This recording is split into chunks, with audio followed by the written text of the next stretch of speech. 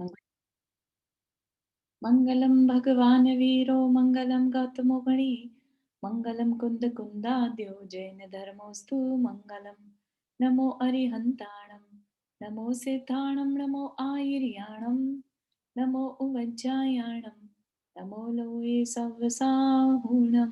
पंचपरमेष्ठी भगवान की जय।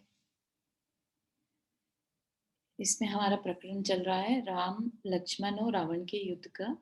और जो सुग्रीव है और हनुमान है वो राम जी का हेल्प कर रहे हैं। ठीक है ना। अब युद्ध स्टार्ट हो गया, मतलब वो लोग चल पड़े वहां से। ठीक है, वहां चल पड़े ऐसा हमने सुना था। ठीक है, अब उसके बाद आगे का देखते हैं क्या क्या होता है। चारों नमोकार मंत्र रह गया। ओह सॉरी, हाँ। Thank you so much. अगले 45 मिनट के लिए सभी प्रकार के पापों का त्याग करके सभी 9 बार नमोकार मंत्र पढ़ लें।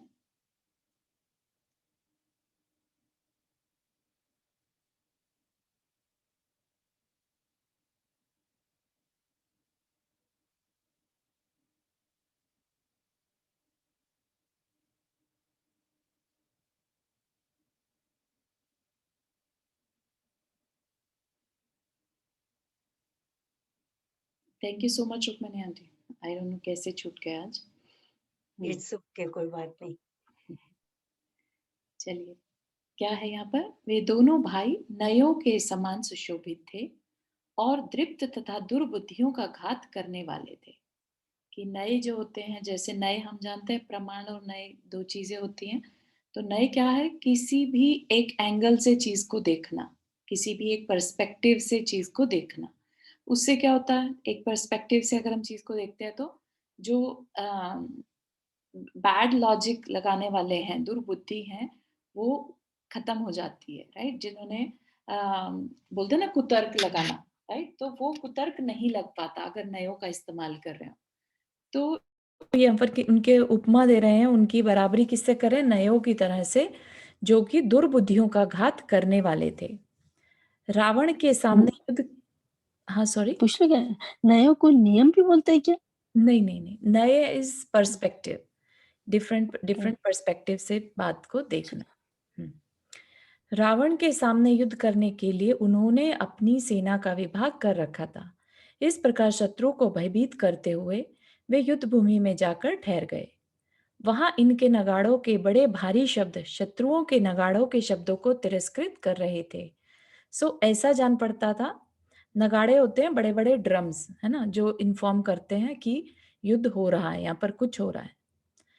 तो वो नगाड़े कैसे थे, ऐसा जान पड़ता था मानो वे शब्द ऊंचे उठते हुए दंडों के कठोर प्रहार से भयभीत हो गुहा अथवा गढ़े आदि देशों में सब ओर से प्रवेश कर रहे हो, यानी छिप रहे हो। मतलब कि दंड के कठोर प्रहार से, मतलब दंड मतलब डंडा, डंडे के कठोर प्रहार से भयभीत होकर, गुहा होती है गुफा, गुफा में जाकर छिप रहे हो।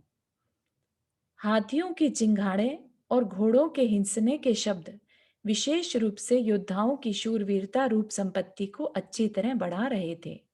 तो पूरी तरह से ये युद्ध का एक डिटेलिंग दी हुई है पूरी से, है ना, कि किस तरह का युद्ध उस समय पर हुआ होगा।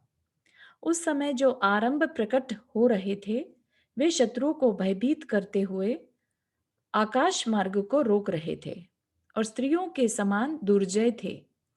जो आरंभ प्रकट हो रहे थे, आरंभ होता, आरंभ परिग्रह बोलते हैं ना, तो बहुत ज्यादा पाप, है ना। तो वह पाप जो प्रकट हो रहे थे वे शत्रुओं को भयभीत करते हुए आकाश मार्ग को रोक रहे थे और स्त्रियों के समान दुर्जय थे। धनुष धारण करने वाले लोग अपने अपने धनुष लेकर निकले थे। उन धनुषों का मध्यम भाग हाथ के अग्रभाग के बराबर था। वे नए बादलों के समूह के समान जान पड़ते थे, बाण सहित थे। बुद्धिमान पुरुषों के मन के समान गुण यानी डोरी से नम्र थे। कठोर वचनों के समान दूर से ही हृदय को भेदन करने वाले थे। उनकी प्रत्यंचा, जो अम, धनुष होता है उसके ऊपर एक जहां पर की धागा या उसकी डोरी को अड़ाया जाता है ना, उसको प्रत्यंचा। तो उसकी उनकी प्रत्यंचा का शब्द दिशाओं में फैल रहा था कि जब वो डोरी उस पर फंसाई जाती है तो एक जोर से आवाज करती है। अतः ऐसे जान पड़ते थे मानो क्रोध वंश हुंकार ही कर रहे हों। खींच कर कानों के समीप तक पहुंचे हुए थे, इसलिए ऐसे जान पड़ते थे मानो कुछ मंत्र ही कर रहे हों। और सज्जनों की संगति के समान वे कठिन कार्य करते हुए भी कभी भग्न नहीं होते थे। ऐसे धनुषों को धारण कर धनुर्धारी लोग बाहर निकले।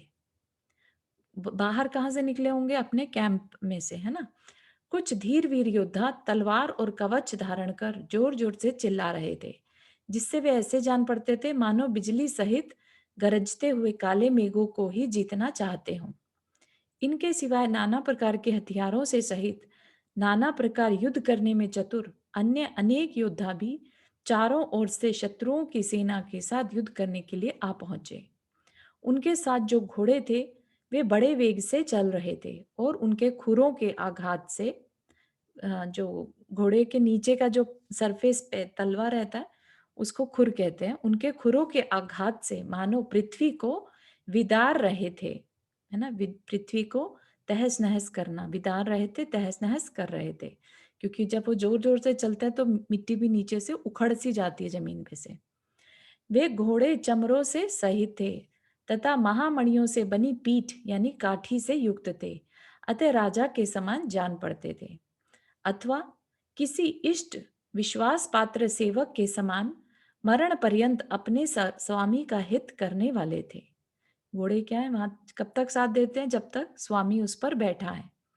उनके मुख में घास के ग्रास लग रहे थे, जिससे भोजन करते हुए से जान पड़ते थे, और छोटी छोटी घंटियों के मनोहर शब्दों से ऐसे मालूम हो रहे थे मानो निरंतर अपनी जीत की घोषणा ही कर रहे हों। वे घोड़े कवच पहने हुए थे, इसलिए ऐसे जान पड़ते थे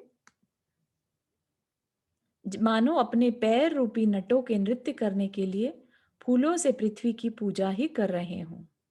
वे घोड़े बीच का रह गया, मानो पंखों से युक्त होकर आकाश के मध्य। वे घोड़े कवच पहने हुए थे, इसलिए हम्म, ऐसे जान पड़ते थे मानो पंखों से युक्त होकर आकाश के मध्य भाग को ही लांघना चाहते हो। मतलब कि उनके ऊपर जो कवच थे, स्टील के या लोहे के कह लीजिए या जो भी होंगे, तो वो उस ऐसे लगते थे जैसे अभी पंख की तरह से ये फैल जाएंगे, है ना? और फिर आकाश में उड़ के लांघना ही चाहते हो। उनके मुखों से लार रूपी जल का फेन निकल रहा था, है ना? तो उनके जब वो जुगाली करते हैं मुंह में घास भी थी, तो ऐसा लग रहा है जैसे जल वो फेन मतलब झाग, है ना? जल का झाग निकल रहा था, जिससे ऐसे जान पड़ते थे मानो अपने पैर रूपी नटों के नृत्य करने के लिए फूलों से पृथ्वी की पूजा ही कर रहे हों। मतलब कि नीचे जब वो टपक रहा था फेन या सफेद झाग कह लीजिए, तो ऐसा लग रहा था जैसे फूल पृथ्वी पर चढ़ा रहे हों पूजा के लिए। वे घोड़े यूनान, कश्मीर और वाहलिदिक वाहलिक आदि देशों में उत्पन्न हुए थे। उन पर ऊंची उठाई हुई देदीप्यमान तलवारों की किरणों से सुशोभित घुड़सवार बैठे हुए थे। वे महासेना रूपी समुद्र में उत्पन्न हुई तरंगों के समान इधर उधर चल रहे थे और भय उत्पन्न करने वाले जोर जोर से हिसने के शब्दों से शत्रुओं को भयभीत करने के लिए ही मानो निकले हुए थे। इनके सिवाय वायु जिनके अनुकूल चल रही है, जिसमें शस्त्र रूपी बर्तन भरे हुए हैं, जिन पर ऊंचे दंड वाली पताकाएं फहरा रही हैं, और संग्राम रूपी समुद्र के जहाज के समान पड़ते हैं, जान पड़ते हैं, ऐसे बड़े बड़े रथ भी वहां चल रहे थे, है ना? शस्त्र रूपी बर्तन उसमें भरे थे, शस्त्र भरे थे रथों पर।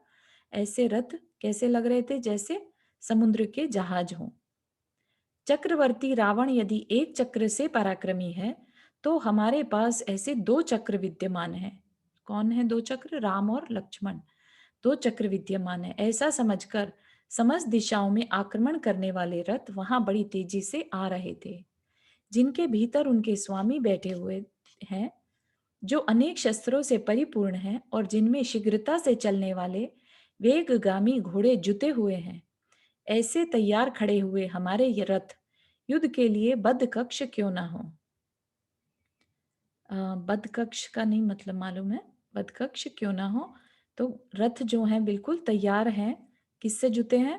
घोड़ों से, है ना? तेज चलने वाले घोड़ों से जुते हैं और शस्त्रों से परिपूर्ण हैं। पैदल चलने वाले सिपाही, घोड़े और हाथी भले ही आगे दौड़ते चले जाएं, पर इन व्यग्र प्राणियों से क्या होने वाला है? विजय तो हम लोगों पर ही निर्भर है, ऐसा कौन सोच रहे हैं? रथ सोच रहे हैं। यह सोचकर ही मानो बोझ से भरे रथ धीरे धीरे चल रहे थे, है ना, कि भाई हमारे बिना कैसे युद्ध जीता जा सकता है, इनके ऊपर थोड़े ना विजय, हमारे वजह से विजय होगी, क्योंकि रथ पर ही जो चक्र है, चक्र अभी जिनकी बात करी, राम और लक्ष्मण जो है रथ पर सवार हैं, तो हमसे ही विजय होगी। सन्मार्ग पर चलने वाले शस्त्रों के धारक एक चक्र वाले चक्रवर्ती ने जब समस्त दिशाओं पर आक्रमण किया था, तब दो चक्र वाले रथों ने समस्त दिशाओं पर आक्रमण किया। इसमें आश्चर्य ही क्या है ना। तो पहले की बात कह रहे हैं कि भाई जब किसी समय में चक्रवर्ती अकेला ही सारी दिशाओं पर आक्रमण करता है, तो अभी तो हमारे पास दो चक्र वाले रथ हैं। कौन से? राम और लक्ष्मण, जिनकी पूंछ का मूल भाग पीछे की ओर पसारी हुई अगली उंगली के समान था, अर्थात कुछ ऊंचे की ओर उठ रहा था, जो ऊपर की ओर उठते हुए सूंड के लाल लाल अग्रभाग से सुशोभित थे और इसीलिए जो कमलों के सरोवर के समान जान पड़ते थे। ये किसकी बात करें अब? हाथियों की, है ना। जिनकी वृत्ति पर प्रणय थी, अर्थात दूसरों के अधीन थी, अतः जो बच्चों के समान जान पड़ते थे। जो किसी महावत के कहने से ही चलता है ना हाथी, तो जो अपने गंड स्थलों पर स्थित भ्रमरों को अब मानो क्रोध से ही कान रूपी पंखों की फटकार से उड़ा रहे थे। उड़ती हुई सफेद ध्वजाओं से जो बगलाओं की पंक्ति सहित काले मेघों के समान जान पड़ते थे। मतलब उन सब पे सफेद रंग की ध्वजाएं लहरा रही थी। कैसे लग रही थी वो ध्वजाएं? बगलों की पंक्ति, है ना, जैसे एक साथ बगुले उड़ रहे हों, जिनमें कितने ही हाथी दूसरे हाथियों के मद की सुगंध सूंघकर आकाश में खिले हुए कमल के समान अग्रभाग वाली सूंडों से युद्ध करने के लिए तैयार हो रहे थे। जो पैनी नोक वाले अंकुशों की चोट से अपांग प्रदेश में घायल होने के कारण युद्ध क्रिया से रोके जा रहे थे, जो हथनियों के समूह के समीप बार बार अपना मस्तक हिला रहे थे, जिनका सब क्रोध शांत हो गया था, जिन पर प्रधान पुरुष बैठे हुए थे और जो उन्नत शरीर होने के कारण समस्त संसार पर आक्रमण करते हुए से जान पड़ते थे, ऐसे चलते फिरते पर्वत के समान ऊंचे ऊंचे हाथी सब ओर से निकलकर चल रहे थे। हाँ रुक्मणी आंटी, आपने हाथ रोज किया? नहीं, मुझे थोड़ा-सा शेयर करना था कुछ। जी। ये हाथियों का जो बताया ना कि ये गंडस्थल से जो मध झरता है, हाँ जी। तो ये महाराज जी ने बताया कि ये इनका बड़ा मीठा और सुगंधित वो होता है इनका। सुगंधित, हाँ हाँ। तो जिससे कि एक तो ये भंवरे आते हैं, जी। और जो अभी बताया ना जो चारों तरफ सूंघकर आकाश में खिले हुए कमल के साथ, कमल। मतलब उनकी खुशबू की वजह से चारों तरफ से ये सब चीजें आ जाती हैं। हम्म। वैसे हो सकता है कि बहुत लोगों को पता हो, लेकिन आज ही बताया तो मैंने कहा हाँ हाँ शेयर हाँ। करती हूँ। हाँ हाँ, thank you so much for sharing. और एक चीज होती है कि जब वो भंवरे आते हैं उनके ऊपर, तो वो उनको इरिटेट भी करते हैं। हाथी उससे क्या है, इरिटेट भी हो जाता है उसकी आवाज से। तो उस समय पर वो और ज्यादा उसके अंदर पागलपन आ जाता है, तभी बोलते हैं ना मद झर गया हाथी का। तो वो उस समय सिर्फ महावत के कंट्रोल में आ पाता है, क्योंकि वो बहुत इरिटेटेड हो रखा होता है। बहुत थैंक यू सो मच। उस समय अनुकूल पवन से प्रेरित ध्वजाएं शत्रुओं की ओर ऐसी जा रही थी मानो दंडों को छोड़कर पहले ही युद्ध करने के लिए उद्यत हो रही हों। मतलब कि जैसे झंडे की ध्वजा देखी होगी, डंडा पीछे रहता है उसका और ध्वजा आगे की ओर निकली हुई रहती है। तो वैसा कह रहे हैं कि दंड को छोड़कर आगे की ओर युद्ध करने के लिए तैयार हों। अथवा सूर्य की किरणों को ढकने वाली वे ध्वजाएं ऐसी जान पड़ती थी मानो निर्मल आकाश में जो मेघ रूपी मैल छाया हुआ था उसे ही दूर कर रही हूं। अथवा वे जो सपना जी आस्किंग की लिंक चेंज हुआ है क्या? कोई उन्हें बता देगा कि नहीं, लिंक नहीं चेंज हुआ है? हाँ ठीक। Thank you. Yeah, I can copy in group. Thank you thank you. सूर्य की किरणों को ढकने वाली वे ध्वजाएं ऐसी जान पड़ती थी मानो निर्मल आकाश में जो मेघ रूपी मैल छाया हुआ है उसे ही दूर कर रही हूं। अथवा वे ध्वजाएं दंड धारण कर रही थी, अर्थात दंडों में लगी हुई थी, इसलिए वृद्ध पुरुषों का अनुकरण कर रही थी। जैसे कि वृद्ध कोई भी है वो डंडा लेकर चलते हैं, ऐसे ही ध्वजाएं जो हैं बिना डंडे के तो नहीं रह सकती, है ना, दंड होना जरूरी है। तो क्या कह रहे हैं कि समय पर मुक्त होती थी, अर्थात खोलकर फहराई जाती थी, इसलिए मुनि मार्ग का अनुसरण करती थी कि समय आने पर वो दंड लेकर चलते हैं, जैसे वृद्ध हो गई हूँ, है ना। वृद्धता में आगे चल के क्या मार्ग बताया? मुनि मार्ग, है ना। तो इसके लिए उसका कंपैरिजन किससे किया कि मुनियों की तरह अनुसरण करती थी। उस समय धूली उड़कर चारों ओर फैल गई थी और वह ऐसी जान पड़ती थी मानो सेना के बोझ से खिन हुई पृथ्वी सांस ही ले रही हो, अथवा पूर्ण ज्ञान को नाश करने के कारण मिथ्या ज्ञान ही फैल रहा हो। क्या हो गया? जब सब कुछ इस तरह से चल रहा है युद्ध के स्थान पर, तो धूल उड़ रही है। तो क्या कह रहे हैं कि धूल ऐसी लग रही है जैसे, किस तरह की धूल हो? जैसे ज्ञान को नाश करने के लिए मिथ्या ज्ञान की धूल हो, है ना। अथवा युद्ध में विघ्न करने वाला कोई बड़ा भारी भय ही आकर उपस्थित हुआ हो। जिसने पूर्व भव में पुण्य संचित नहीं किया, ऐसा मनुष्य जिस प्रकार सबके नेत्रों के लिए अप्रिय लगता है, इसी प्रकार वह धूलि भी सबके नेत्रों के लिए अप्रिय लग रही थी।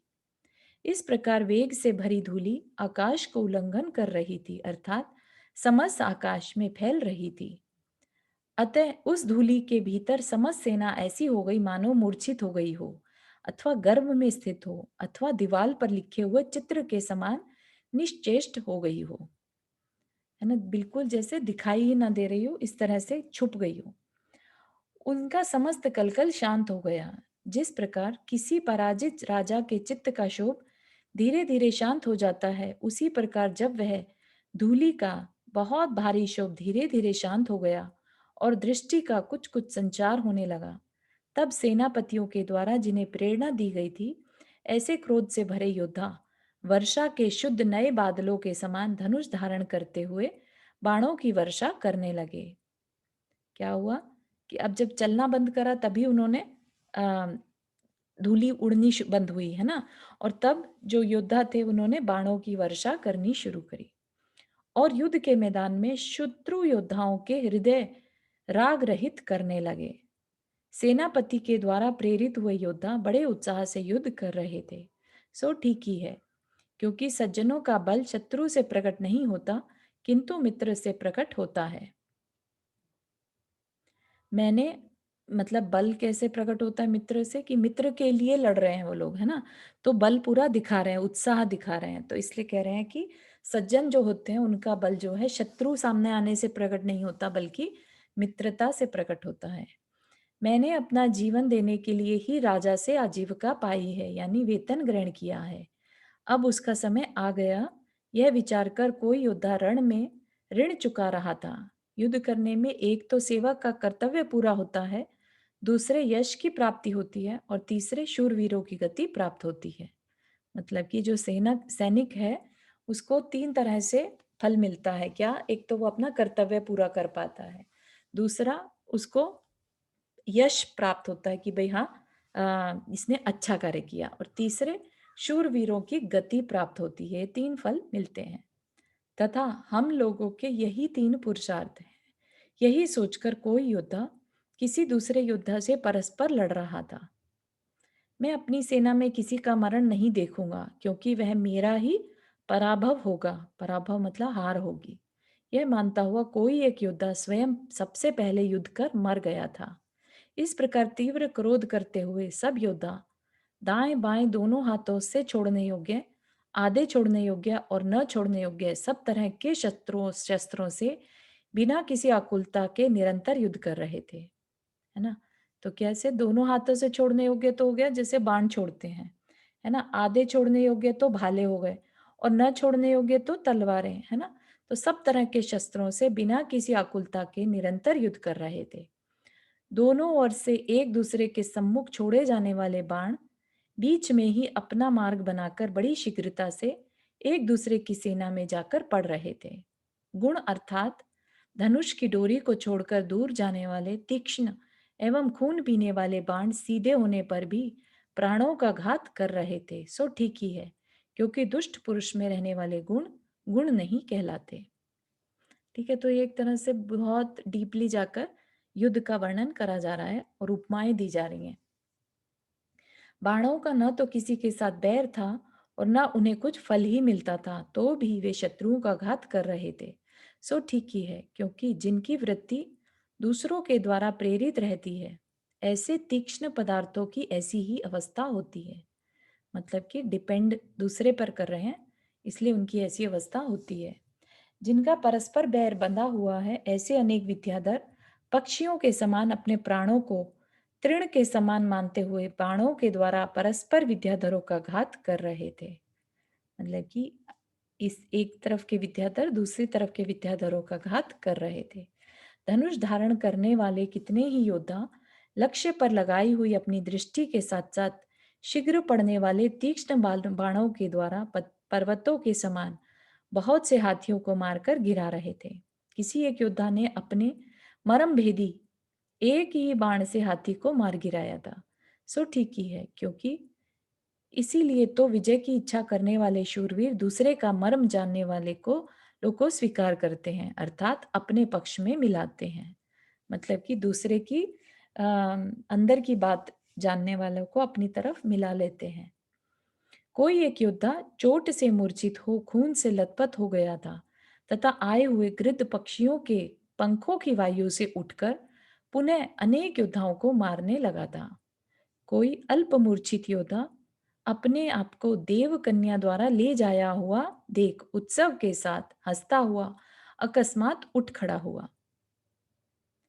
जो बाणों से भरा हुआ है, जिसमें रण के मारू बाजे गूंज रहे हैं, जिसमें निरंतर सिर रहित धड़ नृत्य कर रहे हैं और जिसमें बाणों का मंडप छाया हुआ है, ऐसे युद्ध स्थल में जिसकी सब अंतड़ियों का समूह बंध रहा है और जो बहुत से खून के प्रवाह से पूजित है, ऐसे किसी एक योद्धा ने राक्षस विवाह के द्वारा वीर लक्ष्मी को अपनी ओर खींचा था। मतलब क्या कि राक्षस विवाह के द्वारा राक्षसों का जो विवाह होता है उस तरह से दिखाया कि भाई जैसे रण में किसी का विवाह ही हो रहा हो, राक्षस का विवाह हो रहा हो, इस तरह का सीन है ना। और उसने किसके साथ विवाह किया? वीर लक्ष्मी, है ना, कि वो मरण प्राप्त हो गया तो वीर कहा जाता है ना उसे, तो इस तरह से उसने वीर लक्ष्मी को अपनी ओर खींचा। उस युद्ध स्थल में डाकनियां बड़ी चपलता से नृत्य कर रही थी और श्रृंगाल भयंकर शब्द कर रहे थे। वे श्रृंगाल ऊपर की ओर किए हुए मुखों से निकलने वाली अग्नि की चिंगारियों तिलकों से बहुत ही भयंकर जान पड़ते थे, है ना। तो यहाँ पर ये भी क्या है, डाकिनिया और श्रृंगाल क्या है, ये युद्ध में तो होते नहीं है, लेकिन इनको एक तरह से उपमा ही लिए हैं कि जो भयंकर शब्द हो रहे थे वो इस तरह से हो रहे थे। ऐसे लग रहे थे जैसे डाकिनिया तो नृत्य कर रही हो और श्रृंगाल भयंकर शब्द कर रहे हों। जिनकी कैचियों का समूह ऊपर की ओर उठ रहा था और जो चपल कपालों को धारण कर रहा है, ऐसा राक्षसियों का समूह बहुत अधिक पिए हुए खून को उगल रहा था। तो यहाँ पर अगेन ये उपमा को यूज किया है, ठीक है।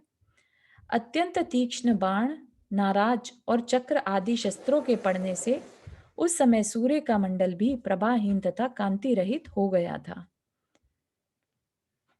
जिस प्रकार स्यादवादियों के द्वारा आक्रांत हुआ मिथ्यावादियों का समूह पराजय को प्राप्त होता है, उसी प्रकार उस समय रामचंद्र जी के सैनिकों के द्वारा आक्रांत हुई रावण की सेना पराजय को प्राप्त हो गई थी। ठीक है, तो यहाँ पर युद्ध का बहुत डिटेल वर्णन करने के बाद क्या कर दिया, एकदम से एंड पे आ गए। इस प्रकार उस रणांगन में संग्राम प्रवृत्त हुए बहुत समय हो गया। उस युद्ध में कितने ही लोग मर गए, कितने ही घायल हो गए और कितने ही पापी प्राण छोड़ने में असमर्थ हो कंठगत प्राण हो गए। उस समय वे मरणासन पुरुष ऐसा संदेह उत्पन्न कर रहे थे कि यमराज खाते समय तो सबको खा गया, परंतु वह खाए हुए समस्त लोगों को पचाने में समर्थ नहीं हो सका, इसलिए ही मानो उसने उन्हें उगल दिया हो। तो क्या हुआ कि वहां मरणासन, बिल्कुल मरने के निकट पड़े हुए लोग जो थे, ऐसे लग रहे थे जैसे यमराज ने उनको अपने अंदर से वापस बाहर छोड़ दिया हो। जिनके अंग जर्जर हो रहे थे, ऐसे कितने ही योद्धा उस युद्ध स्थल में जहां तहां बिखरे पड़े हुए थे और वे देखने वाले यमराज को भी भयानक रस उत्पन्न कर रहे थे, अर्थात उन्हें देख यमराज भी भयभीत हो रहा था, है ना। हालांकि यमराज जैसा कुछ नहीं होता कि कोई यमराज नाम का देव आके सबको लेके जाता है, ऐसा नहीं है, लेकिन ये प्रचलित है ना। यमराज को मृत्यु का राजा कहा गया है।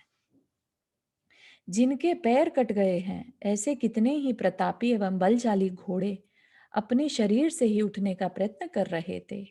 योद्धाओं के द्वारा छोड़े हुए बाणों और नाराजों से कीलित हाथी ऐसे सुशोभित हो रहे थे मानो जिनसे गेरू के निर्झर झर रहे हों। मतलब गेरू के निर्झर होते हैं, मतलब गेरू एक तरह का रंग होता है, मिट्टी है ना, तो गेरू में गेरुआ रंग सुना होगा, तो लाल रंग है ना, तो ऐसा झड़ रहा था, वहां से गिर रहा है, उनके खून बरस रहा है। और जिन पर छोटे छोटे बांस लगे हुए थे ऐसे पर्वत ही हों, क्योंकि उनमें बाण गड़े हुए हैं, वो क्या बोलते हैं उसे, भाले, है ना। चक्र आदि अवयवों के टूट जाने से सब और बिखरे पड़े रथ, चक्र मतलब उनके पहिए, आदि अवयवों के टूट जाने से सब और बिखरे पड़े रथ ऐसे जान पड़ते थे मानो उस संग्राम रूपी समुद्र के बीच में चलने वाले जहाज ही टूट कर बिखर गए हों। इस प्रकार उन दोनों सेनाओं में बहुत दिन तक युद्ध होता रहा। एक दिन रावण भाग्य के प्रतिकूल होने से अपनी सेना को नष्ट होती देख बहुत दुखी हुआ। उसी समय उसने माया से सीता का सिर काटकर, लो यह तुम्हारी देवी है, ग्रहण करो, यह कहते हुए क्रोध से रामचंद्र जी के सामने फेंक दिया। इधर सीता का कटा हुआ सिर देखते ही रामचंद्र जी के हृदय में मोह ने अपना स्थान जमाना शुरू किया और उधर रावण की सेना में युद्ध का उत्सव होना शुरू हुआ।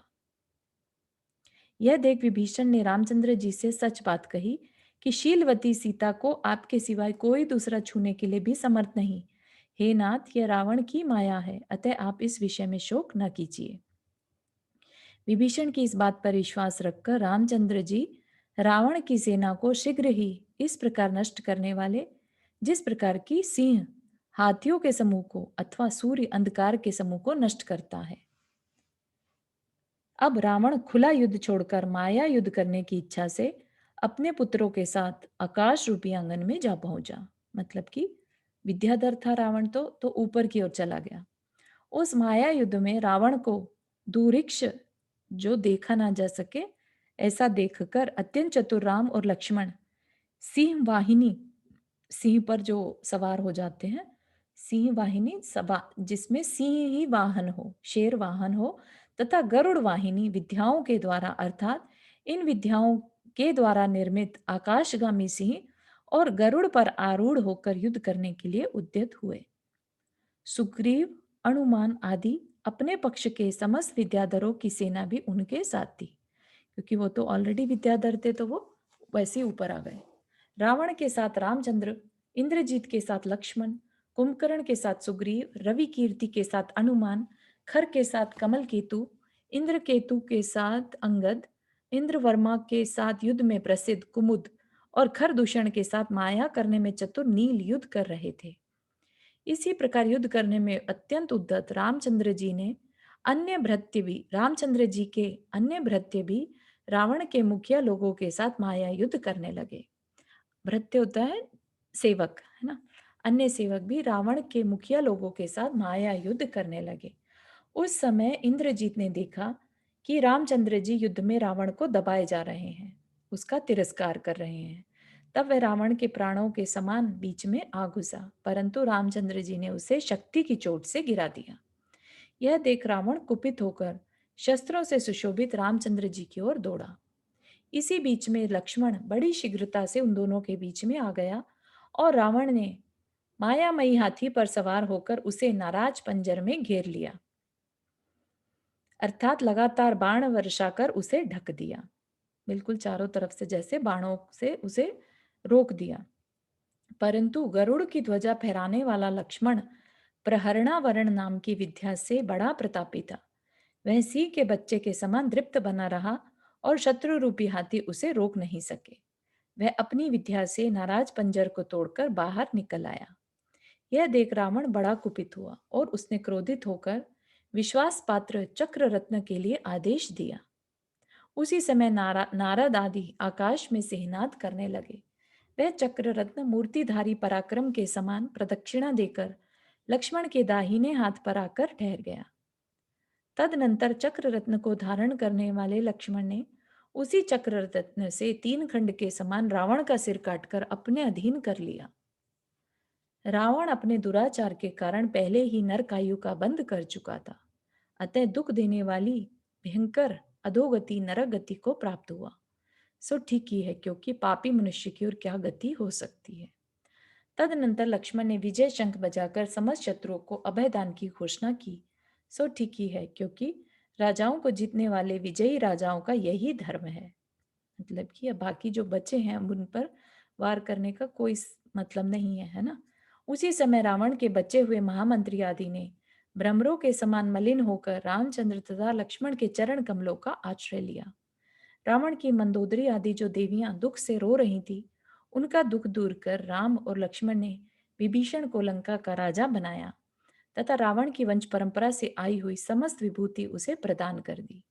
इस प्रकार दोनों भाई बलभद्र और नारायण होकर 3 खंड के बलशाली स्वामी हुए, है ना। तो रावण का जो चक्र था वो लक्ष्मण के प्रकट हो गया एक तरह से, है ना। तो वो रावण लक्ष्मण को उस समय नारायण का पद, और नारायण है तो बलभद्र का पद राम को मिल गया। तदनंतर जो अशोक वन के मध्य में बैठी है और संग्राम में रामचंद्र जी की विजय के समाचार सुनने से प्रकट हुए हर्ष से युक्त है, ऐसी शीलवती सीता के पास जाकर विभीषण, सुग्रीव तथा अनुमान आदि ने उसके यथा योग्य दर्शन और विजयोत्सव की खबर सुनाई। तत्पश्चात जिस प्रकार कुशल कारीगर महामणि को हार के साथ अथवा कुशल कवि शब्द को मनोहर अर्थ के साथ अथवा सज्जन पुरुष अपनी बुद्धि को धर्म के साथ मिलाते हैं। क्या कह रहे हैं, वो भी अगेन ये कवि की भाषा है ना। कुशल कारीगर क्या करता है, महामणि को हार के साथ, मतलब मणियों का हार बनाता है। या कुशल कवि क्या करता है, शब्दों को मनोहर अर्थ के साथ जोड़ता है। अथवा सज्जन पुरुष अपनी बुद्धि को धर्म के साथ जोड़ता है। उसी प्रकार उस विभीषण आदि ने दूसरी लक्ष्मी के समान सीता जी को रामचंद्र जी के साथ मिलाया। सो ठीक ही है, क्योंकि उत्तम भृत्य और मित्रों से के संबंध से इष्ट सिद्धियां हो ही जाती हैं। उत्तम भृत्य मतलब सेवक, और मित्रों के संबंध से इष्ट सिद्धियां हो ही जाती हैं। उधर जब तक रामचंद्र जी का दर्शन नहीं हो गया था, तब तक सीता दुख को धारण कर रही थी, और इधर रामचंद्र जी का हृदय भी सीता के वियोग से उत्पन्न होने वाले शोक से व्याकुल हो रहा था। परंतु उस समय परस्पर एक दूसरे के दर्शन कर दोनों ही परम प्रीति को प्राप्त हुए। रामचंद्र जी की तृतीय प्रकृति वाली शांत स्वभाव वाली सीता को और सीता शांत स्वभाव वाले राजा रामचंद्र जी को पाकर बहुत प्रसन्न हुए। विरह से लेकर अब तक के जो जो वृत्तांत थे वे सब दोनों ने एक दूसरे से पूछे। सो ठीक ही है, क्योंकि स्त्री पुरुष परस्पर एक दूसरे को अपना सुख दुख बतलाकर ही सुखी होते हैं। जिसने दोष किया था ऐसा रावण मारा गया, रही सीता सो यह निर्दोष है, ऐसा विचार कर रामचंद्र जी ने उसे स्वीकृत कर लिया। सो ठीक ही है, क्योंकि सज्जन हमेशा विचार के अनुसार ही काम करते हैं। तदनंतर दोनों भाई लंकापुरी से निकलकर अतिशय सुंदर पीठ नाम के पर्वत पर ठहरे। वहां पर देव और विद्याधरों के राजाओं ने अपने हाथ से उठाते हुए स्वर्ण के 1008 बड़े बड़े कलशों के द्वारा दोनों का बड़े हर्ष से अभिषेक किया। वहीं पर लक्ष्मण ने कोटि शिला उठाई और उसके महात्मा से संतुष्ट हुए रामचंद्र जी ने सिंहनाद किया। वहां के रहने वाले सुनंद नाम के यक्ष ने, यक्ष नाम का देव था वहां पर, उसने उन दोनों की बड़े हर्ष से पूजा की और लक्ष्मण के लिए बड़े सम्मान के साथ सौनंदक नाम की तलवार दी। तदनंतर दोनों भाइयों ने गंगा नदी के किनारे किनारे जाकर गंगा द्वार के समीप ही वन में सेना ठहरा दी। लक्ष्मण ने रथ पर सवार हो गोपुर द्वार से समुद्र में प्रवेश किया और पैर को कुछ टेढ़ा कर मागध देव के निवास स्थान की ओर अपने नाम से चिन्हित बाण छोड़ा। मागध देव ने भी बाण देखकर अपने आप को अल्प पुण्यवान माना और यह महापुण्यशाली चक्रवर्ती है, मतलब अर्ध चक्रवर्ती, ऐसा समझकर लक्ष्मण की स्तुति की। यही नहीं, उसने रत्नों का हार, मुकुट, कुंडल और उस बाण को तीर्थ जल से भरे हुए कलश के भीतर रखकर लक्ष्मण के लिए भेंट किया। तो एक तरह से अभी ये क्या बता रहे हैं यहाँ पर कि किस तरह से उसने अपनी अर्ध चक्रवर्ती की यात्रा पूरी करी। तदनंतर समुद्र के किनारे किनारे चलकर वैजयंत नामक गोपुरपुर पहुंचे और वहां पूर्व की भांति वर्तनु देव को वश किया। मतलब कि अलग अलग दिशाओं में जाकर देवों को वश में कर रहे हैं। उस देव से लक्ष्मण ने कटक, केयूर, मस्तक को सुशोभित करने वाले चूड़ामणि, हार और कटी सूत्र प्राप्त किया। मतलब ये क्या है? ये ज्वेलरी है। तदनंतर रामचंद्र जी के साथ ही साथ लक्ष्मण पश्चिम दिशा की ओर गया और वहां सिंधु नदी के गोपुर द्वार से समुद्र में प्रवेश कर उसने पूर्व की ही भांति प्रभास नाम के देव को वश किया। प्रभास देव से लक्ष्मण ने संतानक नाम की माला, जिस पर मोतियों का जाल लटक रहा है, ऐसा सफेद छत्र और अन्य अन्य आभूषण प्राप्त किए। तत्पश्चात सिंधु नदी के किनारे किनारे जाकर पश्चिम दिशा में मलेच्छ खंड में रहने वाले लोगों को अपनी आज्ञा सुनाई और वहां की श्रेष्ठ वस्तु को ग्रहण किया। फिर दोनों भाई पूर्व दिशा की ओर सन्मुख होकर चले और विज्यात पर्वत पर रहने वाले लोगों को वश कर उनसे हाथी, घोड़े, अस्त्र, विद्याधर कन्याएं एवं अनेक रत्न प्राप्त किए। पूर्व खंड में रहने वाले मलेच्छों को कर देने वाला बनाया। मलेच्छों से क्या लिया? कर देने वाला, टैक्स देने वाला बनाया और तदनंतर विजयी होकर वहां से बाहर प्रस्थान किया। इस प्रकार लक्ष्मण ने 16,000 पट्टबंद मतलब मुकुटबंद राजाओं को, 110 नगरियों के स्वामी विद्याधरों को और 3 खंड के निवासी देवों को आज्ञाकारी बनाया था। उसकी यह दिग्विजय 42 वर्ष में पूर्ण हुई थी। देव, विद्याधर तथा भूमि गोचरी राजा हाथ जोड़कर सेवा करते थे। इस प्रकार तरह बड़े भाई रामचंद्र जी ने आगे आगे चलने वाले चक्र रत्न के स्वामी एवं सबके द्वारा पूजित लक्ष्मण ने मांगलिक वेशभूषा से सुशोभित तथा समागम की प्रार्थना करने वाली कांता के समान उस अयोध्या नगरी में इंद्र के समान प्रवेश किया। ठीक है, सब कुछ दिग्विजय करके वो अयोध्या नगरी में वापिस आ गए। तदनंतर किसी शुद्ध लग्न और शुद्ध मुहूर्त के आने पर मनुष्य, विद्याधर और व्यंतर देवों के मुखिया लोगों ने एकत्रित होकर श्रीमान राम और लक्ष्मण को एक ही सिंहासन पर विराजमान कर उनका तीर्थ जल से भरे हुए सुवर्ण के 1008 बड़े बड़े कलशों से अभिषेक किया। इस प्रकार उन्हें 3 खंड के साम्राज्य पर विराजमान कर प्रार्थना की कि आपकी लक्ष्मी बढ़ती रहे और आपका यश दिशाओं के अंत तक फैल जाए। प्रार्थना करने के बाद उन्हें रत्नों के बड़े बड़े मुकुट बांधे, मणिमय आभूषण पहनाए और बड़े बड़े आशीर्वादों से अलंकृत कर उत्सुक हो उनकी पूजा की। लक्ष्मण के पृथ्वी सुंदरी को आदि लेकर लक्ष्मी के समान मनोहर 16,000 पतिव्रता रानियां थी और रामचंद्र जी के सीता को आदि लेकर 8,000 प्राण प्रिय रानियां थी। 16,000 देश और 16,000 राजा उनके अधीन थे। 9,850 द्रोण मुख थे। 25,000 पत्तन थे। ये क्या है? ये एक तरह से उस समय पर जैसे आज के टाइम में सिटी, काउंटी ऐसा डिवीजन रहता है, ऐसे ही पहले के टाइम में द्रोणमुख, पत्तन है ना, करवट, इस तरह से जो चारों तरफ से पर्वत से घिरा हो या नदियों से घिरा हो, अलग अलग आइडेंटिफिकेशन थे। इसको शायद हमने पहले देखा था एक बार। 9,850 द्रोण मुख थे, मतलब ऐसे गांव थे। 25,000 पत्तन थे। इच्छानुसार फल देने वाले 12,000 करवट थे। 12,000 मटम्ब थे। 8,000 खेटक थे। महाफल देने वाले 48 करोड़ गांव थे। समुद्र के भीतर रहने वाले 28 द्वीप थे। 42 लाख बड़े बड़े हाथी थे। इतने ही श्रेष्ठ रथ थे। 9 करोड़ घोड़े थे। 9 करोड़ घोड़े, युद्ध करने में शूरवीर 42 करोड़ पैदल सैनिक थे और 8,000 गणबद्ध नाम के देव थे। ठीक है, तो ये सब उनको वो जो चक्रवर्ती, अर्ध चक्रवर्ती या नारायण पना होने से ये सब कुछ उन्हें मिल गया। रामचंद्र जी के अपराजित नाम का हला युद्ध, क्योंकि रामचंद्र जी तो बलभद्र थे तो हल होता है उनके पास, है ना। अमोघ नाम के तीक्ष्ण बाण, कौमुदी नाम की गदा और रत्नावंसिका नामक माला, ये 4 महारत्न थे। इन सब रत्नों की अलग अलग 1,000 यक्ष देव रक्षा करते थे। इसी प्रकार अब किसका बता रहे हैं? नारायण के, है ना।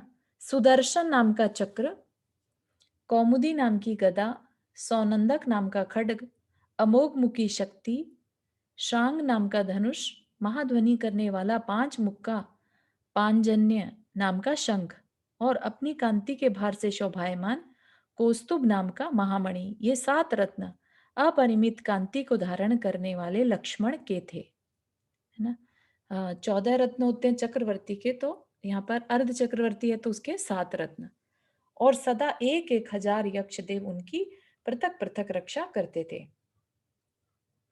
इस प्रकार सुख रूपी सागर में निमग्न रहने वाले महाभाग्यशाली दोनों भाइयों का समय भोग और संपदाओं के द्वारा व्यतीत हो रहा था कि किसी समय मनोहर नाम के उद्यान में शिवगुप्त नाम के जिनराज पधारे। श्रद्धा से भरे हुए बुद्धिमान राम और लक्ष्मण ने बड़ी विनय के साथ जाकर उनकी पूजा वंदना की। तदनंतर आत्मनिष्ठा के अत्यंत निकट होने के कारण कृत कृत्य एवं कर्म मल कलंक से रहित उक्त जिनराज से धर्म का स्वरूप पूछा।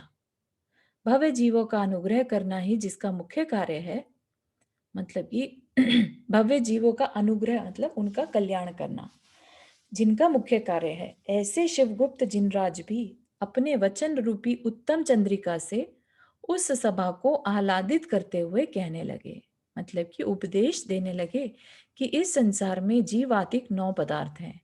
उनका प्रमाण नए निक्षेप तथा निर्देश आदि अनुयोगों से जो कि ज्ञान प्राप्ति के कारण है बोध होता है। मतलब कि ज्ञान किन किन तरीकों से हो सकता है? प्रमाण, नए निक्षेप और निर्देश, है ना।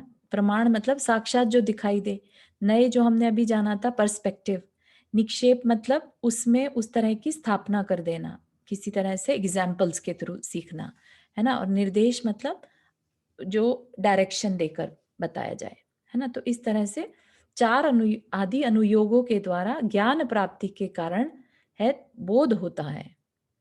तो जीव आदि का किस तरह से ज्ञान होता है? इन चारों अनुयोगों के द्वारा ज्ञान होता है। गौण और मुख्य, गौण मतलब जो जिनकी वैल्यू कम हो उस समय गौण, है ना जी, और मुख्य जिनकी वैल्यू ज्यादा हो। तो गौण और मुख्य नयों के स्वीकार करने रूप बल के मिल जाने से स्याद अस्ति स्याद न अस्ति आदि भंग द्वारा प्रतिपादित धर्मों से वे जीव आदि पदार्थ सदा युक्त रहते हैं।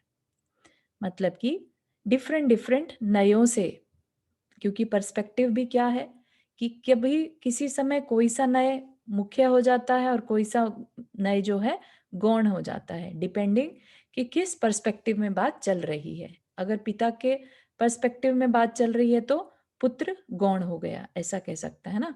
तो इस तरह से नयों का बल मिल जाने से स्याद अस्ति ऐसा है और स्याद न अस्ति ऐसा नहीं है। जैसे किसी का कोई पिता है और किसी का कोई पुत्र नहीं है, ऐसे इस तरीके से जो उसने जीव आदि जो बताए, है ना, भंगों द्वारा, भंग मतलब टाइप्स, आदि भंगों द्वारा प्रतिपादित धर्मों से वे जीव आदि पदार्थ सदा युक्त रहते हैं। मतलब कि जीव आदि में क्या क्या आ गए? 7 तत्व आ गए और 2 पुण्य और पाप। जीव आदि पदार्थ सदा युक्त रहते हैं कि जीव को जानना हो, अजीव को जानना हो, आश्रव संवर आदि को जानना हो तो ये सारी चीजें उसमें अप्लाई होंगी। कभी कोई बात किसी नए से कही जाएगी और कोई बात किसी नए से कही जाएगी, ठीक है ना।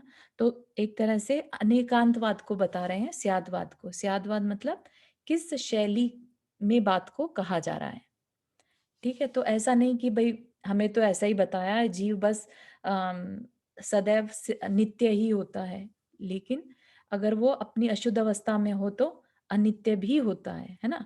तो ये कैसे, नहीं तो एक ही तरह से मान के चलेंगे, अधूरी जानकारी रहेगी। तो यहाँ पर क्या है कि सब तरीके से प्रमाण, नए निक्षेप और निर्देश, है ना, कैसा कहा जा रहा है वैसा जानना। इनके सिवाय शिवगुप्त जिनराज ने आप्त भगवान का स्वरूप, आप्त भगवान मतलब जो देव हैं, बीतरागी देव हैं, उनका स्वरूप, मार्गणा, गुणस्थान, जीव समाज, संसार का स्वरूप, धर्म से संबंध रखने वाले अन्य युक्त युक्त पदार्थ, कर्मों के भेद, सुख दुख आदि अनेक भेद रूप कर्मों के फल, बंध और मोक्ष का कारण, मुक्ति और मुक्त जीवन का स्वरूप आदि विविध पदार्थों का विवेचन भी किया। मतलब क्या कहना है कि उनको कंप्लीटली सिखाया, है ना, कि भाई भगवान कैसे हैं। मार्गणा क्या मतलब होता है? मार्गणा होती है जहां से जीव की जानकारी मिले। जैसे हम पढ़ते ना कि 4 गतियां होती हैं, है ना, मनुष्य गति, तो सब क्या है, ये जीव को जानने के ही तो रास्ते हैं। तो इसी उसको क्या कहते हैं, मार्गणा, जहां पर जीव को जानने का मार्ग मिले। तो गति, इंद्रिय, कषाय आदि इस तरह के 14 मार्गणा होती हैं। वो बहुत डिटेल का विषय है, कभी और, है ना। मार्गणा, गुणस्थान, आत्मा के गुण की किस लेवल पर है, तो वो गुणस्थान। जीव समास, अगेन जहां जहां जीवत्व पाया जाए वो जीव समास, है ना। संसार का स्वरूप, हाँ सुधा जी आपने हाथ रेस किया। ये जय जिनेन्द्रचार्य जी, जी ने, लाइक ये जो है गौण और मुख्य नयों के स्वीकार ऊपर की लाइन में, हाँ जी। तो ये मुख्य नयों के स्वीकार मीन्स कि क्या होता है मुख्य नयों के स्वीकार? नहीं, दोनों को इकट्ठा लीजिए, गौण और मुख्य, गौण नय और मुख्य नय के स्वीकार करने रूप। ठीक है, कि नय बेसिकली यहाँ पर चाहे वो गौण हो चाहे मुख्य, नयों के स्वीकार करने से किसको बल मिल गया, इस जानकारी को, जीवादि पदार्थ की, जीवादि पदार्थ क्या होते हैं, इस बोध को सपोर्ट मिल गया। ओके, क्योंकि तो जो जानकारी है अगर नयों से नहीं बताई जाएगी तो वो तुम्हारी जानकारी अधूरी रह जाएगी, ऐसा। हाँ, ओके, तो नए का मीनिंग क्या होता है? नए नए एक देश मतलब पर्सपेक्टिव, है ना, ओके हर पर्सपेक्टिव से जीव को जानना, जीव ओके आदि को, नॉट जस्ट जीव को, जीव आदि को। तो अजीव भी आ गया उसमें, आश्रव भी आ गया। आश्रव हमारे लिए क्या सिर्फ अच्छा ही है या हमारे लिए सिर्फ बुरा ही है, कौन सा उपादेय है, कौन सा ही है, इस तरह से हर चीज को हर दृष्टि से देखना। ओके ओके ओके, बहुत अच्छा, ठीक है। Thank you. ओके ओके, तो यहाँ पर क्या क्या बता दिया, फिर संसार का स्वरूप, है ना, संसार कैसा है, धर्म से संबंध रखने वाले अन्य युक्ति युक्त पदार्थ की धर्म क्या क्या, धर्म की डेफिनेशंस क्या क्या है ना। फिर कर्मों के भेद, कर्म कितनी प्रकार के हैं, सुख आदि, सुख दुख आदि, कौन से कर्म क्या क्या फल रहता है वो सब बताया। बंध और मोक्ष का कारण बताया, बंध किस कारण, मोक्ष किस कारण। मुक्ति और मुक्त जीवन, मुक्ति क्या है और मुक्त जीवन का स्वरूप आदि विविध पदार्थों का विवेचन भी किया। इस प्रकार उनसे, अरे हमारा समय हो गया एक्चुअली, सॉरी आई टोटली, तो वहां से यहाँ पर क्या चल रहा है, यहाँ पर बेसिकली कि उनसे राम जी जो है, रामचंद्र जी ज्ञान प्राप्त कर रहे हैं, है ना, जीवादि तत्वों का, जिनवानी का ज्ञान प्राप्त कर रहे हैं। किसी को कोई प्रश्न?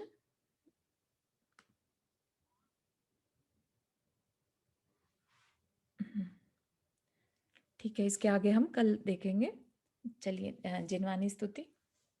जावाणी के ज्ञान से सूझे लोकालो, सो वाणी मस्तक धरो सदा देतु दो।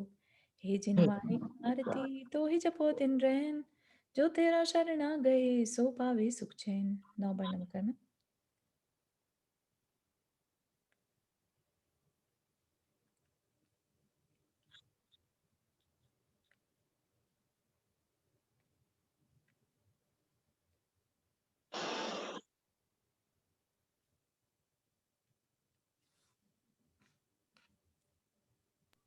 जय चलिए, जिनेन्द्र। जय जिनेन्द्र सभी को। सभी को जय जिनेन्द्र। जय जिनेन्द्र सभी को।